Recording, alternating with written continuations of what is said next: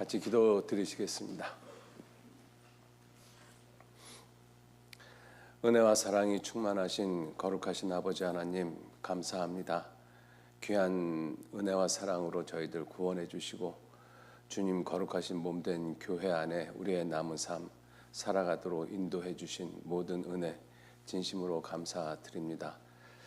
주님께서 우리에게 베풀어 주신 그 은혜와 사랑이 얼마나 큰 것인지 하루하루 살아가는 삶 속에서 늘 깊이 깨달아 알 수 있도록 도와주시고 세상 헛된 것들, 의미 없는 것들 가운데 우리의 마음과 생각 빼앗기지 아니하도록 주님께서 더욱 일깨워 주시고 인도해 주옵소서. 특별히 우리들이 살아가고 있는 지금이 하나님께서 계획하시고 작정하신 역사의 어느 때에 해당하는지를 분명히 깨닫도록 도와주시고 오늘 배우는 예레미야처럼 마지막 때의 모습을 보면서 안타까워하고 또 진정으로 마음에 울 수 있는 그러한 우리들이 될 수 있도록 주님께서 우리의 마음을 붙잡아 주시고 인도해 주시기를 진정 의지하고 부탁드립니다. 우리들의 삶이 이 어두워져가는 세상, 멸망할 수밖에 없는 이 세상에서 온전히 소금과 빛의 역할을 할 수 있도록 주님께서 늘 붙잡아 주시고 인도해 주옵소서. 이 한 시간 온전히 주 성령님께만 의지하고 부탁합니다. 함께 하시고 도와주옵소서. 감사드리면서 예수님 이름으로 기도 올렸습니다. 아멘. 예, 우리 예레미야서 25장 찾겠습니다.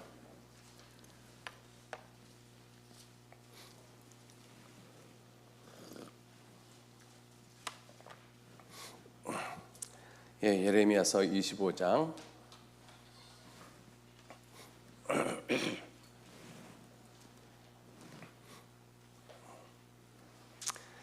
11절 말씀서부터 13절 말씀까지 11절로 13절 말씀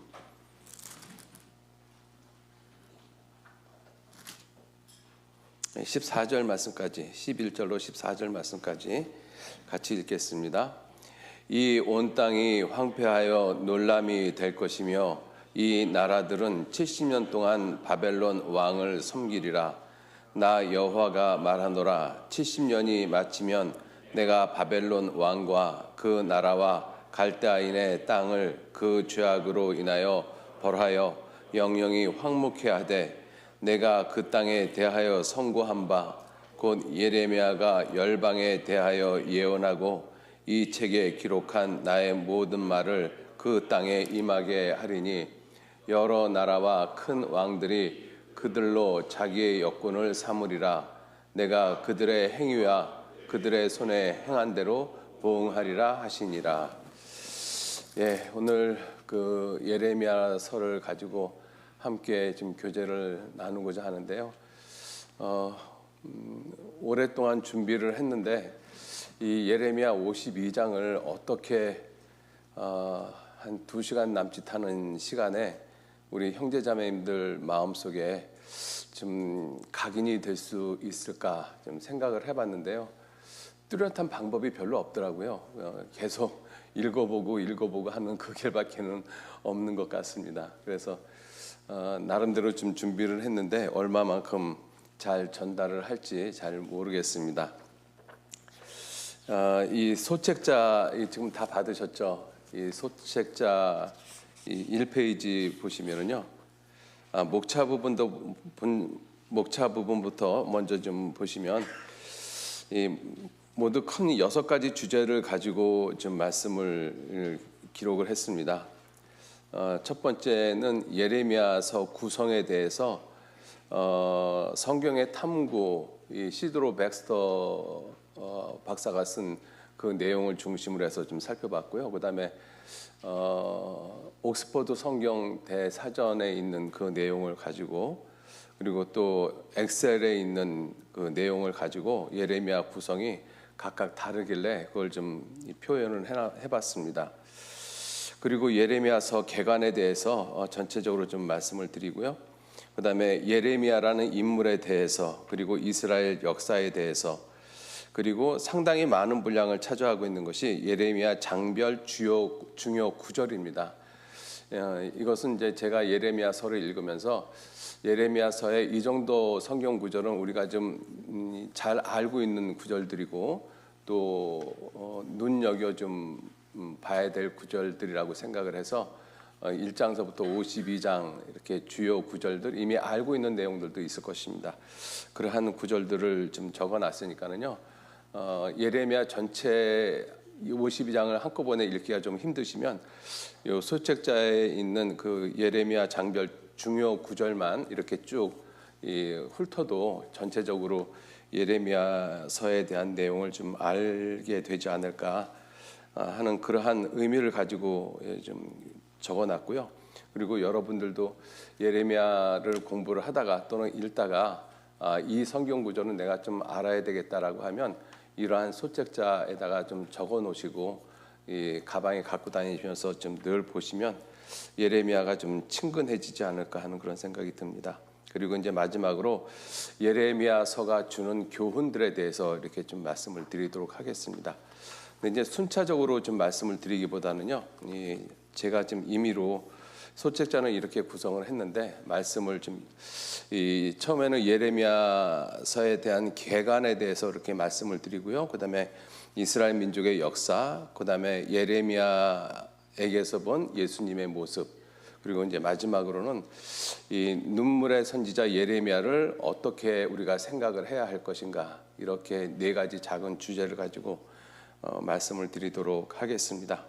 그래서 이 시간은 1시간 반 정도 계획을 하고 있는데 조금 좀 넘어갈 것도 같고요. 하여튼 2시간 전에는 끝내도록 하겠습니다. 이 예레미야서 이 예언서들도 다 마찬가지고 우리가 이사야서 또 예레미야, 에스겔 이 선지서들이 이 분량이 꽤 많잖아요. 이것을 좀 머릿속에 일목요연하게 이렇게 딱 잡으면 읽기가 참 쉬운데 이러한 이 예언서들이 이렇게 연대기별로 순차적으로 기록이 되어져 있거나 아니면 주제별로 이렇게 딱딱 나눠져 있거나 이러면 우리가 예언서를 읽기가 편한데 예언서 특징이 그렇게 되어져 있지 않습니다.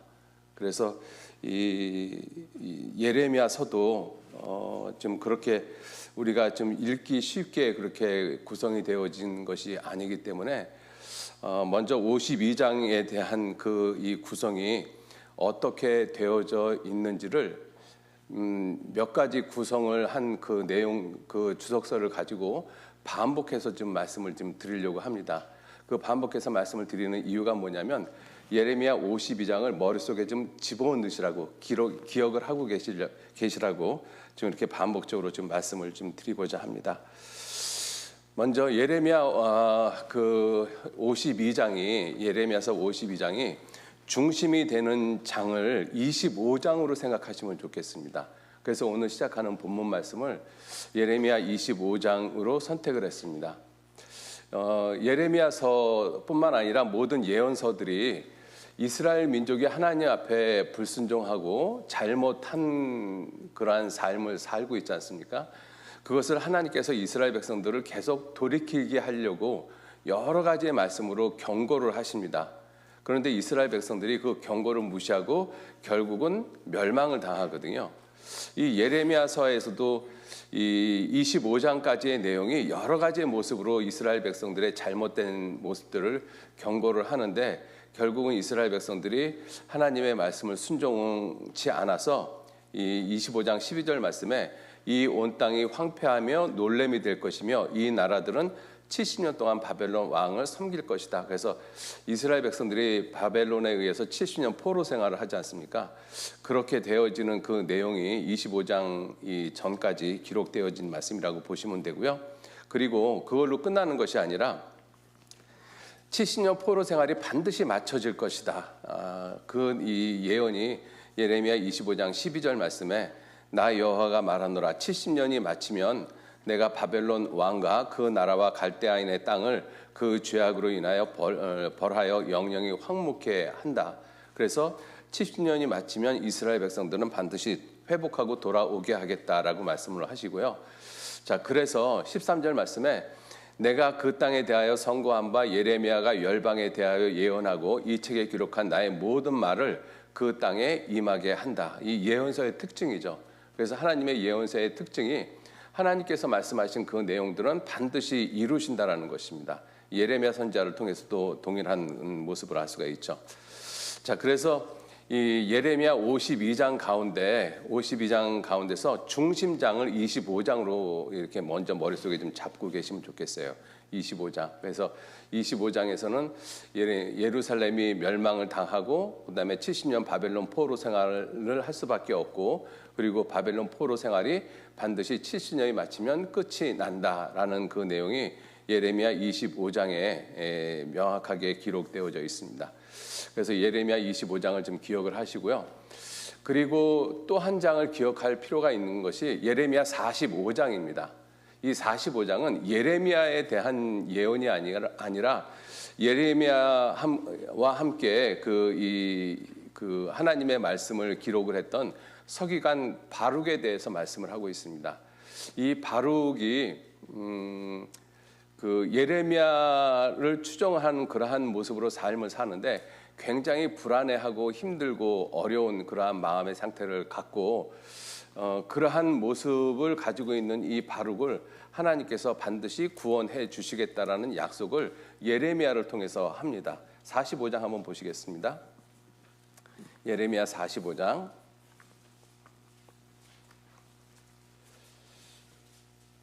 1절 말씀에 예레미야 45장이 5절밖에 안 되어져 있는 짧은 장입니다. 유다 왕 요시야의 아들 여호야김 제4년에 네리야의 아들 바룩이 예레미야의 구전, 예레미야가 이 말씀을 전한 대로 이 모든 말을 책에 기록하니라. 때에 선지자 예레미야가 바룩에게 말하여 가로되 바룩아 이스라엘의 하나님 여호와께서 내게 이같이 말씀하시되 네가 일찍 바룩이 말하기를 슬프다 여호와께서 나의 고통에 슬픔을 더하셨으니 나는 나의 탄식으로 피곤하여 평안치 못하다 하였도다. 이렇게 이 바룩이 하나님 앞에 자기의 힘들고 어려운 상황을 지금 이렇게 탄식하고 있다라는 것입니다. 4절 또 내게 이르시기를 하나님께서 이 예레미야에게 이르시기를 너는 예레미야에게 하는 말씀이죠. 그에게 바룩에게 이르라 여호와께서 이같이 말씀하시기를 보라 나는 나의 세운 것을 헐기도 하며 나의 심은 것을 뽑기도 하나니 온 땅에 이러하거늘 5절 같이 읽겠습니다. 내가 너를 위하여 대사를 경영하느냐 그 경영을 경영하지 말라. 보라 내가 모든 육체에게 재앙을 내리리라. 그러나 너의 가는 모든 곳에서는 내가 너로 생명을 얻기를 노량물을 얻는 것 같게 하리라. 여호와의 말이니라 하셨느니라. 그래서 이 바룩이 하나님을 쫓아가는 그러한 모든 삶 가운데서 힘들고 어려운 그러한 이 마음에 내가 다른 일을 계획을 해야 되겠다라는 그러한 마음을 품고 있는 것을 하나님이 아시고 그러한 일을 너를 위해서 그와 같은 일을 경영하지 말고 오직 예레미야와 같은 그러한 모습으로 하나님을 섬기는 삶을 살라라고 이제 하나님께서 말씀을 하시고 그리고 너의 가는 그 모든 곳에서 네 생명을 갖다가 반드시 구원해 주시겠다. 이 약속을 바룩에게 했습니다.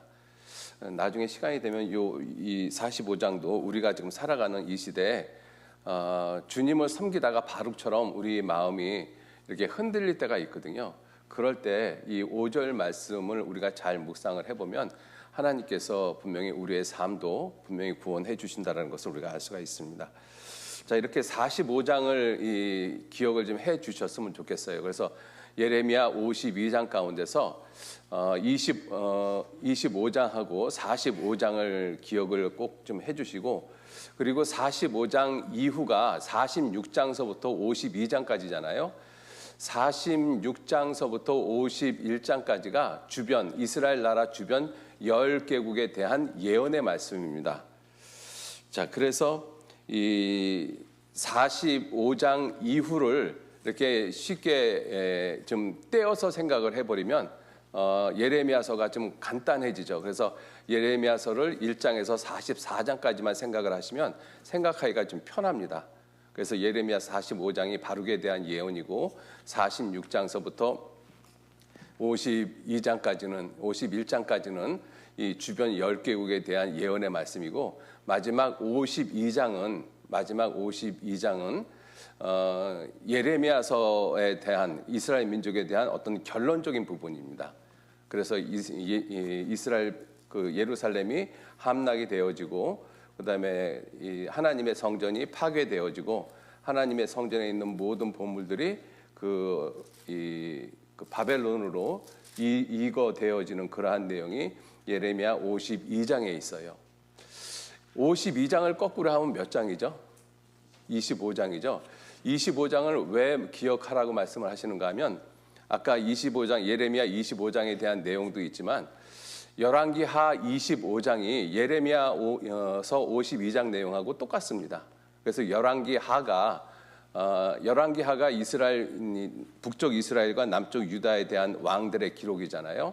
열왕기하가 25장으로 끝납니다. 그런데 25장의 내용이 예레미야서 52장의 내용하고 동일합니다. 그래서 그렇게 좀 연결을 시켜 놓으면 예레미야서를 좀 기억하기도 좀 좋겠다 싶어서 잠깐 말씀을 드리고요. 자, 그렇게 예레미야서를 이 45장 이후로 이렇게 띄워버리면 예레미야서가 1장서부터 44장까지 이렇게 머릿속에서 좀 정리가 되어지잖아요. 그 1장서부터 44장까지가 어떻게 구성이 되어지는가 하면 그것을 이제 좀 자세히 살펴보기 위해서 이 유인물 소책자를 잠깐 보시죠. 이 1장은 이 서론에 해당되는 부분이고 하나님이 예레미야 선지자를 이 어머니 태중에서부터 부르셨다라는 것, 그러한 내용이 이제 서론 1장에 있고요. 그다음에 이 성경의 탐구 이 시드로 백스터 교수는 이 예레미야서를 어떻게 구분을 했는가 하면 하나님이 예레미야에게 말씀을 하셨을 때 날짜가 없는 예언의 말씀을 주시는 모습이 있고 그리고 정확하게 그 예언의 말씀이 언제 예레미야에게 임했는지 날짜를 알 수 있는 그러한 예언의 모습이 있습니다. 그래서 시드로 백스터 교수는 이 예레미야서를 일반적으로 날짜가 없는 예언과 특정 날짜가 있는 예언으로 구분을 했어요. 그래서 일반적으로 날짜가 없는 예언이 2장서부터 20장까지입니다. 그래서 그걸 잠깐 보시면 2장에서 3장 5절까지 제1 메시지라고 되어 있는데 하나님을 버린 유다에 대한 경고의 내용이고요. 그다음에 3장에서 6장 30절까지는 하나님이 반드시 심판하시겠다. 그러니까 너희들은 회개하고 돌이키라는 것을 촉구하고 있는 것이고요. 그다음에 7장에서 10장은 이 주의 뜰에서 이 예레미야에게 주신 예언의 말씀이고 이런 모습으로 이제 20장까지 이렇게 일반적으로 날짜가 없는 그러한 예언이 기록되어져 있고요. 그다음에 21장서부터 39장까지는 특정한 날짜 하나님이 예레미야에게 말씀을 주셨을 때 그 주신 날짜를 갖다가 정확하게 계산할 수 있는 그러한 내용들이 기록이 되어져 있습니다. 21장서부터 39장까지는. 자, 그리고 40장서부터 44장까지는 예루살렘이 바벨론에 의해서 함락이 되어졌습니다. 그래서 40장서부터 44장까지는 예레미야가 포로로 잡혀갔다가 다시 해방되어지는 그러한 모습이 40장에 기록되어 있고요. 41장, 42장, 43장, 44장은 바벨론에 의해서 멸망되어진 이스라엘 백성 남쪽 유다 사람들이 하나님이 애굽으로 내려가지 말라고 그러는데 애굽으로 또 내려갑니다. 그리고 거기서 또 우상 숭배를 하거든요. 그것 때문에 하나님이 예언하신 내용이 41장서부터 44장까지예요. 그래서 이 40장서부터 44장까지는 어떻게 생각하시면 되는가 하면 이스라엘 백성들이 바벨론에 의해서 멸망하고 애굽으로 내려갔다라고 생각하시면 됩니다. 그래서 애굽에 내려갔을 때 그 하나님이 이스라엘 백성들에게 경고를 주신 내용이 41장서부터 44장까지 이렇게 생각을 하시면 이제 2장서부터 39장까지만 이제 머릿속에 정리를 하면 되죠. 그래서 다시 말씀을 드리면 이 45장은 바룩에 대한 예언이고 그다음에 46장서부터 51장까지는 주변 10개국에 대한 내용이고 그다음에 마지막 52장은 마지막 예루살렘이 멸망을 하고 그 멸망하는 내용이 구체적으로 어떠한 것인지를 자세히 설명하고 있는 것이 52장입니다. 그리고 40장은 바벨론에 의해서 완전히 멸망을 당했을 때 예레미야가 붙잡혀 가다가 포로로 석방이 되어지고, 그리고 하나님은 애굽으로 내려가지 말라라고 했는데 남아있는 유다 사람들이 애굽으로 내려가서 그 애굽에 내려가 있는 백성들에게 하나님이 주신 경고의 내용이 41장서부터 44장까지 이렇게 좀 머릿속에 정리를 하시면 이 40장까지는 이제 정리가 쭉 되어지잖아요. 자, 그래서 1장서부터 이제 39장 그 내용을 좀 정리를 하면 좋은데, 그 내용은 이 3페이지 옥스퍼드 자료를 좀 보시면서 좀 말씀을 드리겠습니다.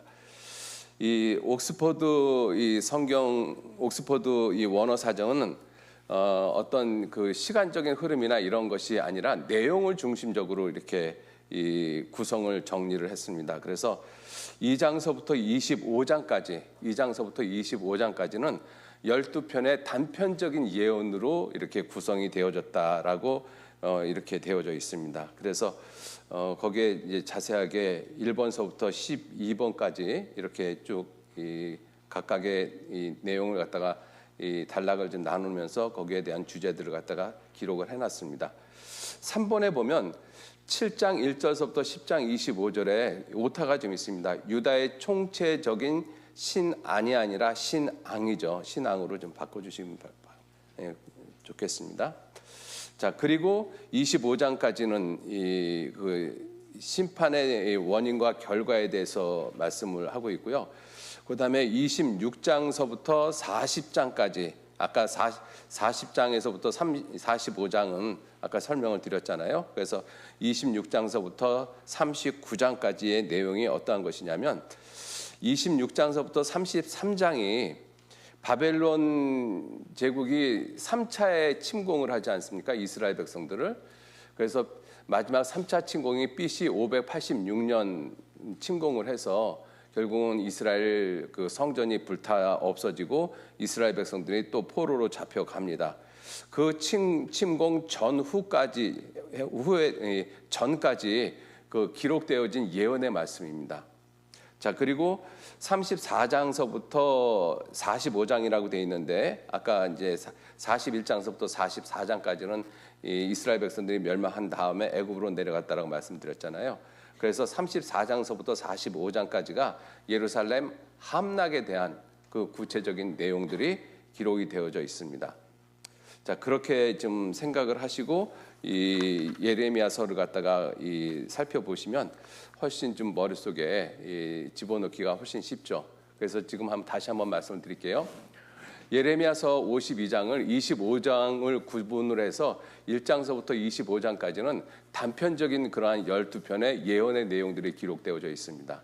그리고 26장서부터 45장까지는 예루살렘이 침공이 되고 예루살렘이 멸망이 된 예언들인데, 예루살렘 침공, 멸망이 되기 전까지의 기록의 예언의 내용이 26장서부터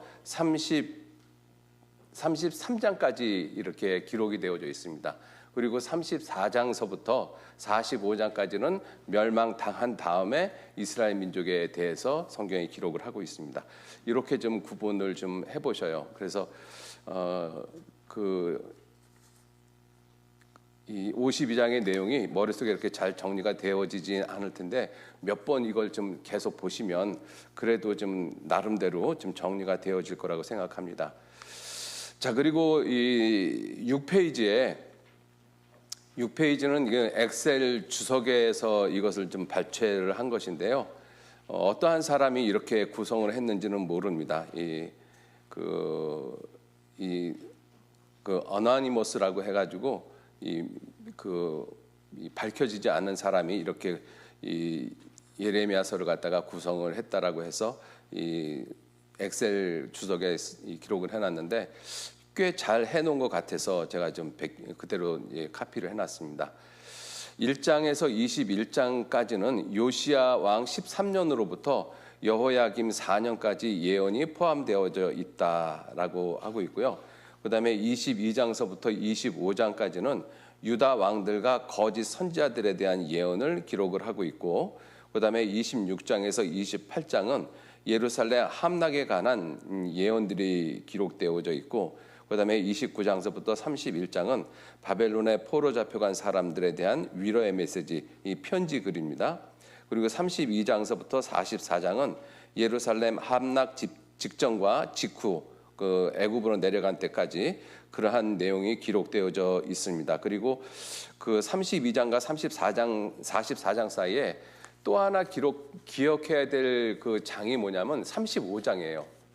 그래서 예레미야서는 25장, 35장, 45장이 굉장히 중요한 그러한 중요하다라기보다도 생각을 하면서 이렇게 이 예레미야서를 갖다가 공부를 할 수 있는 그런 어떤 포인트가 되는 장이거든요.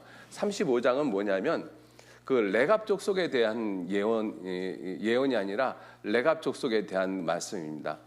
왜 하나님이 예레미야에게 이스라엘 백성들에게 대해서 말씀을 하다가 갑자기 레갑 족속에 대해서 말씀을 하시는가 하면, 레갑 족속은 자기 조상, 오래된 조상이 포도주도 먹지 말고 그다음에 장막에 거하라고 이야기한 그 내용을 몇백 년이 걸쳤는데도 그것을 그대로 지켜오고 있는 족속이 레갑 족속이거든요. 레갑 족속은 이 조상들의 말을 갖다가 이렇게 오랫동안 지켜오는데, 이스라엘 백성들 너희는 레갑 족속에 비하면 너희는 하나님의 말씀을 그렇게 지키지 않고 있다. 그것을 이 예레미야 35장에 기록을 하고 있고요. 그리고 그와 그 레갑 족속과 반대되는 모습이 누구냐면 여호야김이라는 왕입니다. 여호야김. 이 여호야김이 36장에 기록되어져 있는데 어떤 사람이냐면, 하나님의 말씀을 읽으면 칼로 하나님의 말씀을 찢어가지고 불에다 태운 사람이 여호야김이거든요. 그러니까 레갑 족속하고 여호야김하고는 아주 반대되어지는 모습이죠. 그 35장, 36장이 그렇게 삽입되어져 있습니다. 자, 그것은 이제 여기에 이렇게 표현을 하고 있고요. 자, 그러한 모습으로 이렇게 예레미야서를 몇 번 이렇게 좀 생각을 계속 해보시면 그래도 나름대로 예레미야서 25장, 45장을 중심으로 해서 이렇게 좀 구성이 이렇게 좀 머릿속에 좀 그려지지 않을까 그 생각을 합니다. 자, 그런 모습으로 그 예레미야서를 좀 보셨으면 좋겠고요. 두 번째, 이 예레미야서를 공부를 하면서 우리가 생각을 해야 될 것이 뭐냐면, 이스라엘 민족의 역사에 대해서 모르면 이 예레미야서가 언제 어느 시대에 무엇 때문에 기록이 되어졌는지를 전혀 이해하기가 좀 어려워요. 그래서 이스라엘 그 민족의 역사에 대해서 잠깐 좀 말씀을 좀 드리도록 하겠습니다. 소책자 13페이지 좀 잠깐 보실까요? 이스라엘 민족의 역사를 이 13페이지서부터 간략하게 이렇게 좀 기록을 해놨습니다. 소책자에 있는 내용을 갖다가 좀 말씀을 드리면요, 이스라엘 민족의 태동은 창세기 12장 1절로 3절 말씀, 하나님이 아브람을 부르면서 이스라엘 민족의 역사는 시작이 되어집니다. 이제 머릿속에 여러분들이 알고 있는 것이니까 잘 좀 정리를 하셨으면 좋겠습니다. 이 소책자에 그런 걸 정리를 해놨거든요. 자, 이스라엘 민족의 조상이 아브라함이고, 아브라함이 이삭을 낳고, 이삭이 야곱을 낳고, 야곱이 몇 명의 자식을 낳죠? 예? 잘 모르시죠? 예. 잘 모르시진 않을 테고. 자, 14페이지 한번 보시죠. 14페이지. 야곱의 아들들 12지파가 이 4명의 여인에 의해서 12명이 탄생을 했는데, 그 12명의 자식이 어떤 여인에게서 어떻게 태어났는지 이 내용을 갖다가 우리가 성경을 보시면서 좀 정리를 하시고 좀 알아두시면 좋겠다 싶어서, 그래서 야곱의 첫째 부인 레아에 의해서 6명의 자식이 낳고요. 그 다음에 야곱이 가장 사랑한 여인 라헬에 의해서 요셉이 가장 사랑하는 사람, 이제 야곱이 가장 사랑하는 사람 요셉과 베냐민이 탄생을 합니다. 그리고 여종에 의해서 4명의 그 아들들이 탄생을 하시죠. 그래서 모두 12명의 아들이 이스라엘 백성들의 12지파를 형성을 합니다. 자, 요셉이 형들의 미움을 받아서 결국은 애굽으로 팔려가고, 그 애굽에서 13년 동안 종살이, 감옥살이를 하고 결국은 바로의 꿈을 풀어주면서 요셉이 총리 대신이 되어집니다. 그때 나이가 30살이거든요. 자, 그리고 요셉이 죽고 요셉을 알던 왕도 죽고, 그리고 요셉을 그 이스라엘 백성들을 하루아침에 이 애굽에서 종으로 삼죠. 그래서 400년간 종살이를 합니다. 그래서 성경에 보면 이스라엘 백성들이 애굽에서 종살이를 하던 모습을 400년 또는 430년이라고도 이렇게 표현하고 있거든요. 그 출애굽기 12장 41절에는 430년이 마치는 날에 이렇게 표현을 하고 있죠. 자, 그리고 사도행전 7장 6절에는 400년 동안 괴롭게 한다 이렇게 말씀을 하고 있는데 두 연대 다 동일하게 같은 내용인 것입니다. 자, 그리고 이스라엘 백성들이 그렇게 400년간 종살이를 했었을 때 하나님이 모세를 통해서 이스라엘 백성들을 출애굽 엑소도스를 시키시죠. 자, 그 연대가 정확하게 계산이 되어질 수 있습니다. 그래서 이것은 이 장은 좀 여러분들이 외우셨으면 좋겠어요. 열왕기상 6장 1절 말씀입니다. 그래서 열왕기상 6장 1절에 이스라엘 자손이 애굽 땅에서 나온 지 480년이요 솔로몬이 이스라엘 왕이 된 지 4년 15월 곧 2월에 솔로몬이 여호와를 위하여 전을 건축하기 시작하였더라. 그래서 솔로몬이 왕이 된 것이 BC 930년이지 않습니까? 아니 970년이지 않습니까? 그래서 970년을 기점으로 해서 480년을 빼고 계산을 해보면 정확하게 BC 1446년이 이스라엘 백성들이 출애굽한 연도이죠. 자, 그리고 이스라엘 백성들이 잘 아는 것처럼 광야 생활 40년을 광야 생활을 했고, 그래서 BC 1446년서부터 1406년 기간 동안에 광야 생활을 했습니다. 그리고 여호수아를 통해서 이제 가나안 정복 활동을 하지 않습니까? 여호수아가 살아 있을 때 가나안 정복 활동이 16년입니다. 계산하면 그게 정확하게 16년이 나오거든요. 그래서 1390년에 여호수아가 죽습니다.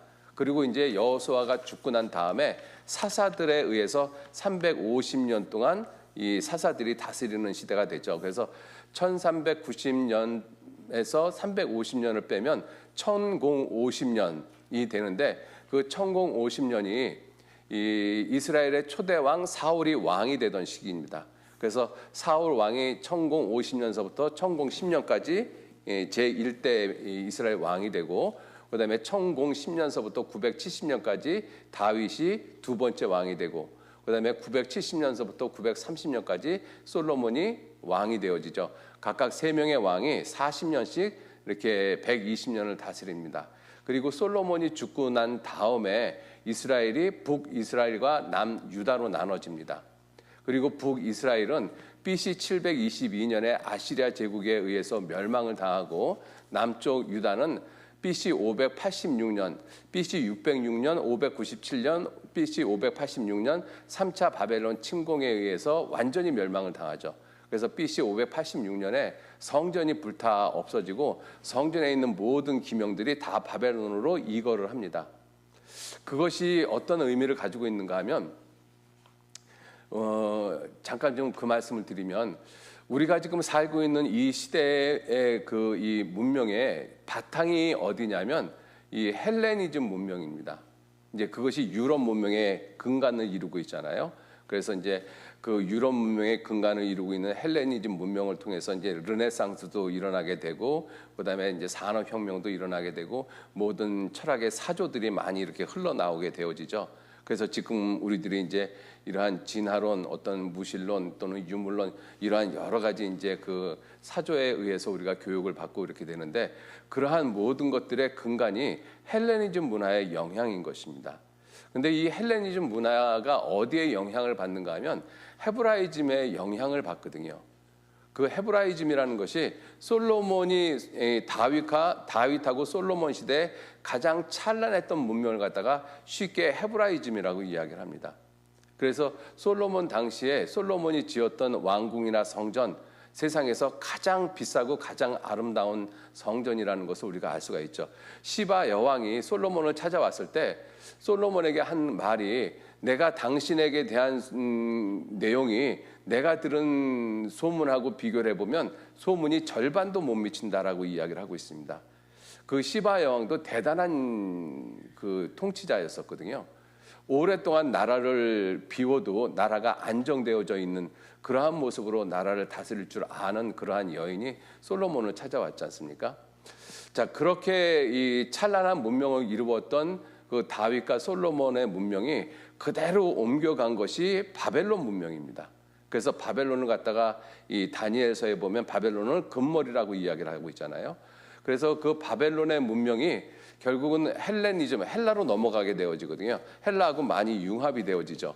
그래서 헬레니즘에 영향을 준 문명이 바벨론 문명입니다. 그 바벨론 문명은 어디서 영향을 받았는가 하면 그 솔로몬 이 헤브라이즘에 대한 그런 어떤 찬란한 문명을 그대로 가져왔기 때문에 그 영향을 받은 것이거든요. 그래서 결국은 우리가 살아가고 있는 이 모든 시대에 이 문명의 가장 원류라고 한다라면 헤브라이즘입니다. 그것이 다윗과 솔로몬 시대의 문명이라고 보시면 크게 틀리지 않는다라고 볼 수 있겠고요. 그리고 그러한 물질적인 문명뿐만 아니라 사상적인 부분에도 그러한 모습이 있다라는 것을 우리가 얼핏 엿볼 수가 있어요. 왜냐하면 이 열왕기상을 잠깐 좀 보시면 열왕기상 3장을 보시면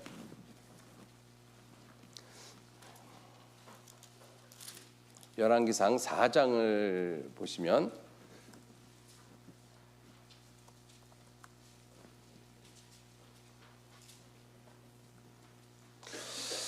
열왕기상 4장에 하나님이 솔로몬에게 지혜와 지식 그리고 총명을 심히 많이 주셨다라고 말씀을 하시고요. 열왕기상 4장 30절 말씀에 솔로몬의 지혜가 동양 모든 사람의 지혜와 애굽의 모든 지혜보다 뛰어났다라고 말씀하십니다. 이 솔로몬이 다스리던 시대가 언제냐면요. BC 10세기경입니다. BC 솔로몬이 970년에서 930년 동안 다스렸으니까 시기로 보면 BC 10세기경이지 않습니까? 자, 그런데 그때 솔로몬뿐만 아니라 동양에도 지혜가 있었고 그다음에 애굽에도 지혜가 있었어요. 근데 동양 모든 사람의 지혜, 그다음에 애굽의 모든 지혜보다 뛰어났다라고 말씀을 하고 있습니다. 자, 그래서 저는 모든 사람보다 지혜로워서 예스랄 사람 에단과 마올의 아들 헤만과 갈골과 다르다보다 나음으로 아마 이 사람들이 그 당시에 꽤 뛰어난 지혜를 가지고 있었던 사람인 것 같습니다. 역사 가운데는 나오지 않습니다. 성경에만 나오는 사람들이거든요. 그 이름이 사방 모든 나라에 들릴 정도로 뛰어난 사람들이었습니다. 자, 그런데 저가 솔로몬이 잠언 3천을 말하였고 그 노래는 1,005이며 저가 또 초목을 논하되 레바논 백향목에서부터 담에서 나는 우슬초까지 그리하고 또 저가 짐승과 새와 기어다니는 것과 물고기를 논한지라 모든 민족 중에서 동서양을 말할 것 없이 모든 민족 중에서 솔로몬의 지혜의 소문을 들은 천하의 모든 왕 중에서 그 지혜를 들으러 왔더라. 이때가 BC 10세기경이거든요. BC 10세기경입니다.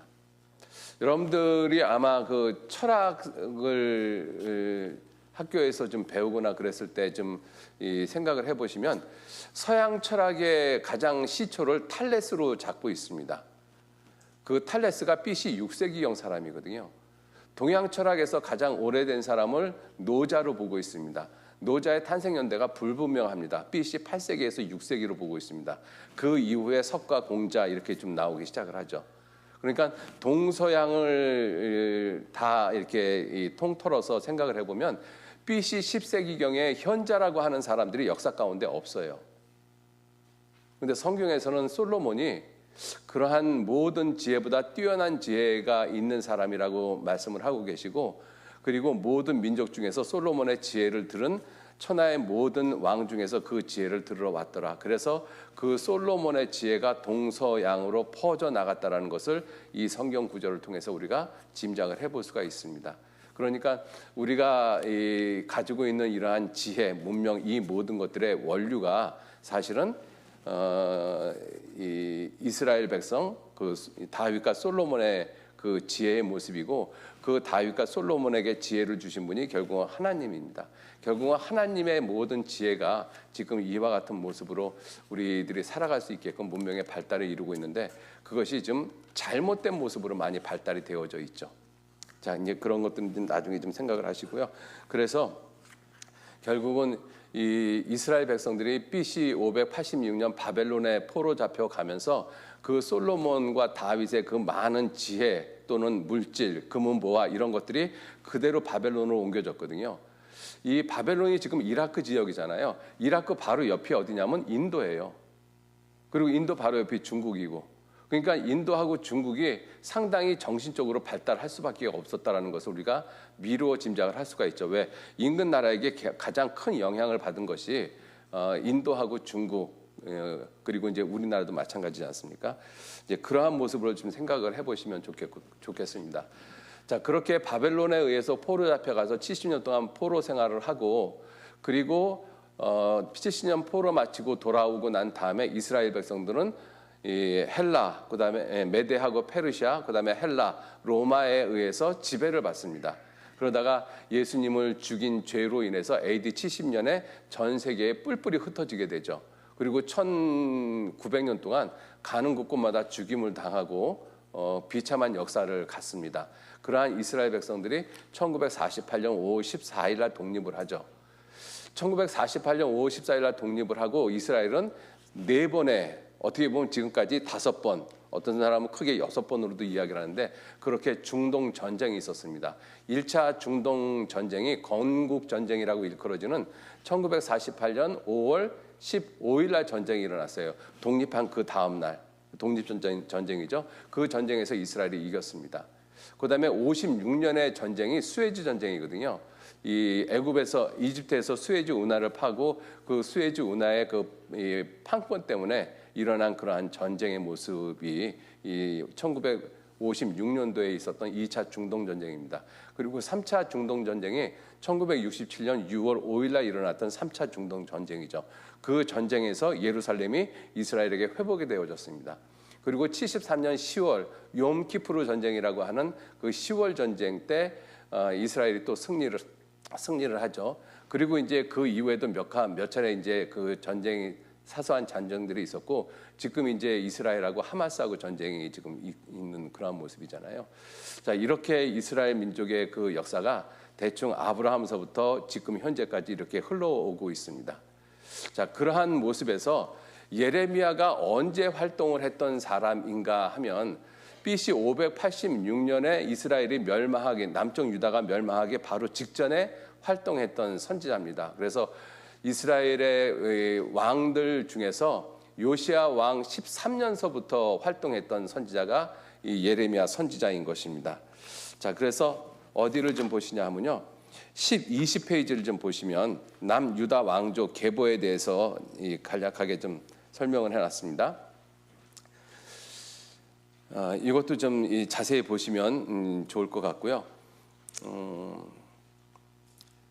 남쪽 유다 남북으로 이 솔로몬이 죽고 난 다음에 BC 930년에 북쪽하고 남쪽으로 나눠졌습니다. 북쪽은 이스라엘, 남쪽은 유다. 그래서 남쪽은 솔로몬의 아들인 르호보암이 다스리죠. 그래서 18년 동안 다스리고요. 그다음에 르호보암의 아들 아비야 또는 아비얌이라고도 부릅니다. 그 사람이 3년 다스리고 그다음에 그의 아들 아사가 41년 동안 통치를 합니다. 그래서 35년까지는 통치를 잘하다가 마지막 6년째 잘못 통치를 하는 바람에 발에 병이 들어서 죽습니다. 이런 것을 보면 꼭 사람이 오래 사는 것이 좋지는 않겠다 싶은 생각도 드는데요. 그리고 이 여호사밧 이 4번째 왕이 여호사밧 왕인데 이 사람 때 이 북쪽에 있는 아랍과 동맹을 맺습니다. 그러면서 남쪽 유다가 북쪽 이스라엘의 영향을 많이 받아요. 그래서 여호사밧이 통치를 잘한 모습도 있는데 이 잘못한 모습이 북쪽 아합하고 친근한 그 친분을 맺거든요. 그래서 여호사밧의 아들이 여호람인데 여호람 그 아들의 부인을 이 아합의 딸로 아달랴라는 그 딸로 그 부인을 삼습니다. 며느리를 삼는 것이죠. 그래서 이제 여호사밧 시대 때 이 북쪽 이스라엘과 남쪽 유다가 동맹 관계를 맺습니다. 자, 그런데 아합의 딸인 이 아달랴라는 이 여인이 남쪽 유다에 들어와서 잘못된 모습으로 정치를 많이 하게 되어지죠. 자, 그래서 이제 여호람과 부인 아달랴 이 사이에 난 자식이 아하시아인데, 아하시아가 1년을 다스리다가 이 아하시아가 죽습니다. 자, 그리고 그 아하시아 아들이 죽은 거죠. 이 어머니 아달랴의 입장에서 자기 아들 아하시아가 죽은 거잖아요. 그런데 그 아하시아 말고 또 많은 자식들이 있었는데, 그 아달랴가 그 왕자들을 갖다가 다 죽여버립니다. 대를 끊어버리려고. 그러한 상황에서 아하시아 누이에 의해서 그 이 용케 살아난 사람이 누구냐면 요아스 왕입니다. 그래서 요아스는 그 이 아하시아의 그 고모에 의해서 이렇게 이 살림을 받죠. 자, 그리고 요아스가 살던 시대 때 아주 훌륭한 제사장이 여호야다라는 훌륭한 제사장이 있었습니다. 그 여호야다에 의해서 이 요아스가 잘 교훈을 받고 교육을 받고 나라를 잘 다스리다가 여호야다가 죽은 후에 여호야다의 아들을 죽여버립니다. 그래서 이제 그것 때문에 요아스도 죽게 되고요. 그리고 그 요아스의 아들이 아마샤인데, 아마샤 요 때까지, 그래서 아하시아, 아달랴, 요아스, 아마샤 이 네 명의 왕들이 북쪽 이스라엘 그 아합의 영향을 굉장히 많이 받은 사람들입니다. 그래서 마태복음에 보면 예수님의 족보에 이 네 명의 왕들이 빠져 있어요. 우연히 빠진 것이 아니라 하나님이 일부러 그들을 빼버리신 것으로 우리가 알 수가 있습니다. 그 아달랴의 영향을 많이 받았거든요. 아합의 영향을 많이 받았기 때문에. 자, 그리고 이제 우시아 왕이 되어지면서 우시아 왕에서부터 이제 이스라엘이 또 이제 그 통치를 하게 되어지는데, 우시아 다음에 요담이 있고 요담 다음에 아하스 왕이 이스라엘을 다스립니다. 이 아하스 왕은 남쪽 유다 왕 중에서 가장 악한 왕 중에 한 명의 왕이 아하스 왕이에요. 그리고 이 아하스 왕이 다스릴 때 BC 722년에 북쪽 이스라엘이 멸망을 합니다. 그래서 북쪽 이스라엘이 멸망하는 것을 봤으면 남쪽 유다는 정신을 차리고 하나님 앞에 올바른 모습으로 살아야 되는데, 오히려 아하스는 하나님을 의지하는 것이 아니라 아수르 제국을 의지하게 되고, 그것 때문에 아수르에 의해서 많은 위협과 협박을 많이 받죠. 자, 그렇게 아하스가 16년을 다스리고, 아하스의 아들이 누구냐면 하나님 앞에 가장 칭찬을 받은 남쪽 유다 왕 중에 한 사람이 히스기야 왕이거든요. 가장 악한 왕 아버지 밑에서 자란 사람이 하나님 앞에 가장 칭찬을 받는 히스기야 왕입니다. 참 이런 것들도 이제 아이러니하죠. 자, 그 히스기야가 29년을 갖다가 이스라엘을 다스립니다. 그리고 히스기야의 아들이 므낫세인데, 이 므낫세 왕도 그 할아버지 아하스 못지않게 아주 악한 왕이거든요.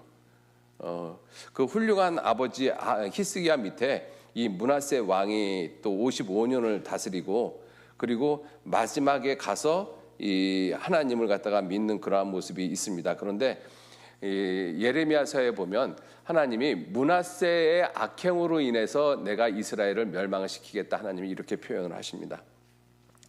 자, 그리고 므낫세의 아들이 아몬이고, 그리고 아몬의 아들이 요시아인데, 요시아가 31년을 치리합니다.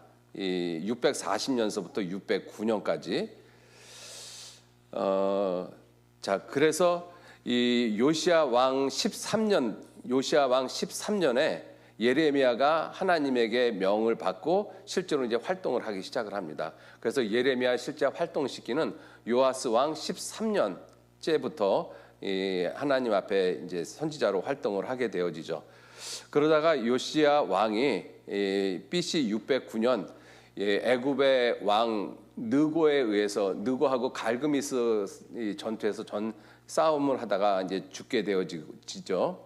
자, 그리고 나서 이 애굽 왕 바로 느고가 이 요시아의 아들 아하시아를 갖다가 이 애굽으로 잡아가 버립니다.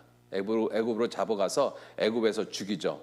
그리고 그 아들 여호야김을 그 느고가 원래는 엘리야김이었었는데 이름을 여호야김으로 바꿔서 이스라엘을 통치하게 합니다. 11년 동안 다스리거든요. 자, 그렇게 이 통치를 하다가 애굽이 바벨론에 의해서 또 멸망을 해요.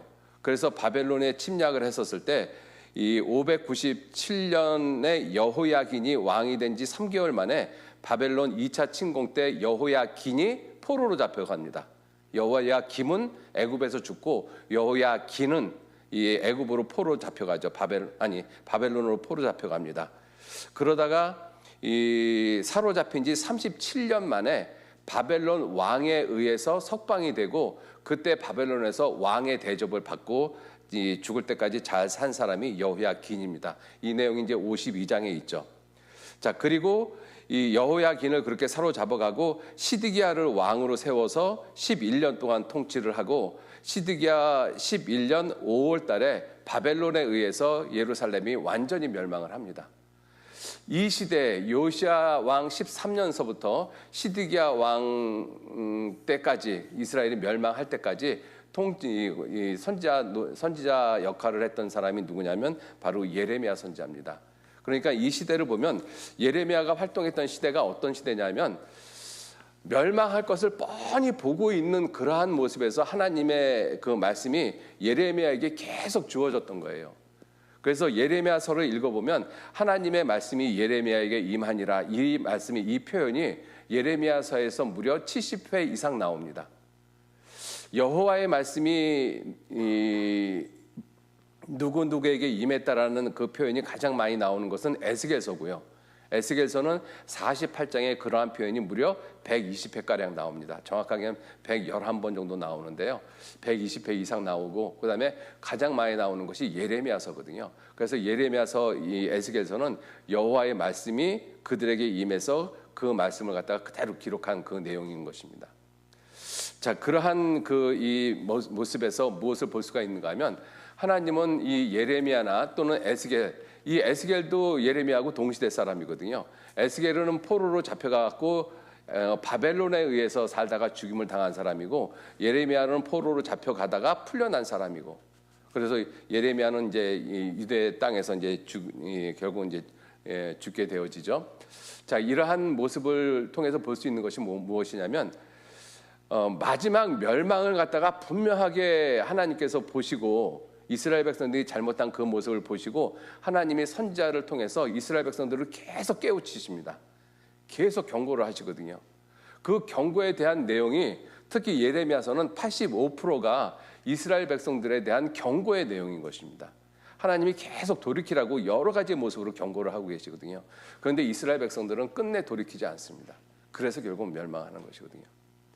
그래서 그때 활동했던 그 선지자가 바로 이 예레미야 선지자인 것입니다. 그 모습을 생각을 해보시면서 우리가 이러한 시대에 예레미야서를 공부하고 또는 에스겔 또는 다니엘 이러한 선지자들을 공부하는 그 이유가 무엇이냐면 우리가 살고 있는 시대가 이스라엘 백성들이 그 멸망을 앞둔 그러한 모습에서 그들이 활동을 했지 않습니까? 우리가 살고 있는 시기가 마치 그와 똑같다라는 것입니다. 우리가 지금 살고 있는 시대가 정말 주님이 오시기에 정말 가까운 시대거든요. 여러분들 한번 가만히 생각해 보세요. 예레미야 선지자도 그렇고 이사야 선지자도 그렇고 이사야 선지자는 이제 북이스라엘을 예언했던 선지자고 그다음에 에스겔 선지자도 그렇고 그들은 분명히 본 것이 무엇을 봤는가 하면 그 민족이 멸망하는 것을 봤어요.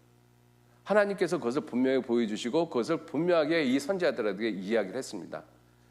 그러니까 이들은 그것을 알아요. 그걸 알기 때문에 백성들한테 그들의 잘못된 것을 갖다가 돌이키라고 계속 촉구를 하고 있거든요. 그런데 그렇게 이야기하는 그 사람들을, 그 하나님의 사람들을 거짓 선지자로 몰아가지고 결국은 때리고 감옥에 붙잡아 놓고 그러한 모습으로 그 악을 행하고 있지 않습니까? 그 모습이 그대로 옮겨간 것이 예수님의 모습인 것입니다. 예수님도 AD 70년, 예수님이 AD 33년경에 십자가에 달려지고 부활하시고 승천하셨지 않습니까? 그리고 AD 70년에 예루살렘 성이 완전히 멸망을 했어요. 예수님도 예루살렘 성이 멸망할 것을 보시고 이스라엘 백성들한테 계속 경고를 하시잖아요. 근데 이스라엘 백성들은 끝내 예수님까지도 십자가에 못 박아 죽입니다. 그러한 모습이 이 선지자들의 모습 가운데서 예수님의 모습이 너무 많이 투영이 되어져 있는 거예요. 그래서 이러한 시대에 우리가 이 예레미야서를 공부를 하면서 우리 시대도 분명히 멸망을 한다라는 그 이 하나님의 말씀을 우리가 알고 있고, 이 성경 말씀을 통해서 이 세상이 멸망하는 것을 분명히 보고 있는 우리 시대에 우리들은 과연 어떠한 모습으로 지금 세상을 살아가고 있느냐 하는 것입니다. 이 부분을 갖다가 좀 자세히 좀 말씀을 좀 드리려고 하는데요. 시간이 없어서 이렇게만 말씀을 드릴게요. 이 예레미야 선지자를 눈물의 선지자라고 이야기를 합니다. 그죠? 그래서 예레미야 선지자가 정말 그 예레미야서 또는 예레미야 애가를 읽어보면 정말 많이 눈물을 흘린 모습을 볼 수가 있거든요. 이 예레미야 9장 1절 말씀에 어찌하면 내 머리는 물이 되고 내 눈은 눈물의 근원이 됐고 그렇게 되면 살육을 당한 딸 내 백성을 위하여 주야로 고급하리로다. 이 예레미야 선지자의 모습을 보면 나중에 여러분들 이 소책자 어디를 보시면 좋은가 하면요, 이 예수님에 대한 그 이 모습하고 예레미야 선지자의 모습하고 이것을 좀 해놓은 것이 있는데 9페이지를 보시면 좋겠습니다. 9페이지를 보시면 9페이지 예레미야에 대해서 이렇게 좀 1번서부터 5번까지는 이제 설명을 했고요. 6번에 예레미야 인격에 대해서 이렇게 쭉 설명을 하면서 예수님의 모습을 여러 가지로 볼 수 있는 것을 이 성경에 좀 기록을 해놨습니다. 여러분들이 좀 그 모습을 보면서 이러한 예레미야 모습하고 예수님의 모습하고 많이 오버랩 된다라는 것을 여러분들이 좀 보셨으면 좋겠어요. 자, 그것은 이제 여러분들이 좀 이 소책자를 통해서 여러분들이 좀 공부를 하시고요. 지금 오늘 이러한 시간을 통해서 좀 말씀을 드리는 것은 이 예레미야 선지자가 눈물의 선지자라고 말씀을 하고 있고, 그다음에 예레미야 애가에서도 예레미야 애가 1장 2절에서도 이렇게 말씀을 하고 있죠. 애가 1장 2절 말씀에도 이스라엘 백성들을 위해서 멸망하는 그 이스라엘 백성들을 위해서 밤새도록 애곡하니 눈물이 뺨에 흐르며 사랑하던 자 중에 위로자가 없고 친구도 다 배반하여 원수가 되었도다. 그래서 이 예레미야 애가는 바벨론에 의해서 예루살렘 성이 완전히 멸망이 되어버리고 성전이 다 불타버렸잖아요. 그 폐허가 된 그 모습을 보면서 예레미야 선지자가 눈물을 흘리면서 쓴 내용이 예레미야 애가의 내용인 것입니다. 그러니까 예레미야는 이제 예루살렘 성이 멸망할 것을 보면서 그것을 보고 울었고, 그리고 멸망한 모습을 보면서 예레미야 선지자가 눈물을 흘렸던 것입니다. 자, 그런데 그 모습이 누구의 모습하고 동일한가 하면 예수님의 모습하고 동일하다는 것을 알 수가 있어요. 예수님이 이 누가복음 19장에 보면 누가복음 19장이 예수님 예루살렘 성에 입성을 할 때의 모습이거든요. 여기 보시면 이 예수님께서 낙이 타고 예루살렘 성으로 입성을 할 때 찬송하리로다 주의 이름으로 오시는 왕이여 하늘에서는 평화여 가장 높은 곳에는 영광이로다. 자, 그러고 예수님께서 가까이 오사 성을 보시고 우셨다라고 말씀하시잖아요. 예레미야도 이 예수님의 마음을 가지고 있었던 것이죠. 예수님이 성을 보시고 우셨어요. 왜냐하면 앞으로 약 40년이 지나면 로마 장군 타이터스가 와서 이 성을 갖다가 완전히 회파할 것을 예수님이 미리 보셨거든요. 그 성을 보시고 우셨습니다. 그죠? 자, 이러한 시대 마지막을 분명히 보고 멸망할 것을 분명히 보고 예수님이나 이 예레미야 선지자는 그것을 보고 울었다라고 되어져 있습니다. 우리가 이러한 예수님의 모습이나 예레미야 선지자의 모습을 보면서 우리는 과연 무엇을 보고 우리는 어떠한 마음을 갖고 있는가, 이걸 한번 생각해 보셨으면 좋겠어요. 첫 번째, 나는 정말 울고 있는 사람인가 하는 것, 이거 한번 좀 생각을 해보셔요. 나는 정말 울고 있는가? 아니면 아무 생각도 없이 그냥 살아가고 있는가? 왜냐하면 성경에서는 분명히 마지막 때가 있다라고 말씀을 하십니다. 그죠? 하나님이 종말을 처음부터 고했다라고 말씀을 하시고, 그리고 마지막 때에 세상은 이러이러한 일이 있을 것이라고 분명히 말씀을 하고 있고, 우리는 그러한 성경을 배우면서 우리가 살고 있는 이 시대가 마지막 때인 것을 분명히 알아요. 그죠? 우리는 그러한 내용을 성경을 통해서 수없이 보고 있고, 전도 집회의 말씀을 통해서 수없이 듣고 있습니다. 그런데 놀랍게도 그러한 마지막 때에 대한 이야기를 들으면서도 우리는 마음에 아무런 감각이 없어요. 안 그렇습니까? 예수님은 성을 보시고 우셨는데 앞으로 장차 그 성이 멸망할 것을 바라보고 우셨고, 예레미야도 그 민족이, 그 성전이 불타 없어질 것을 미리 보고 울었고, 그리고 실제로 불타 없어진 그 성전을 보고 앉아서 울고 있었지 않습니까?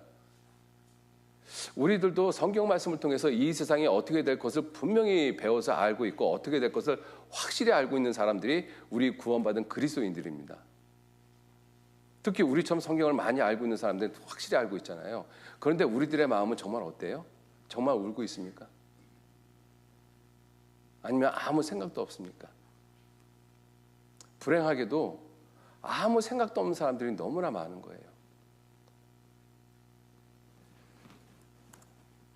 누가복음 7장 40절 말씀에 여기에 보시면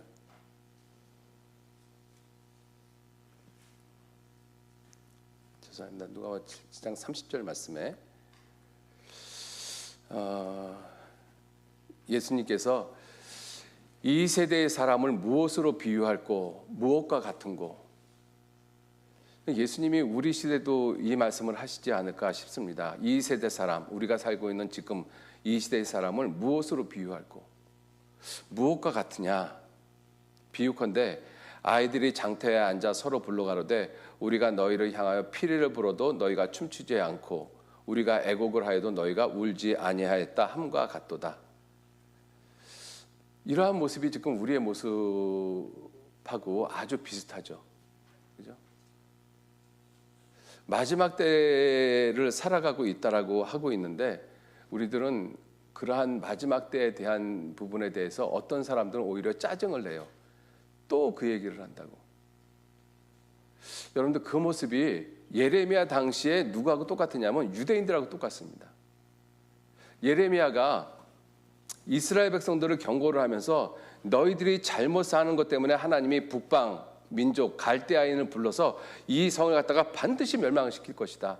이거를 한두 번 이야기한 거 아니거든요. 그런데 그 이야기할 때마다 예레미야를 갖다가 때리고 감옥에 가두고 이 우물 속에다 집어넣고 그러잖아요.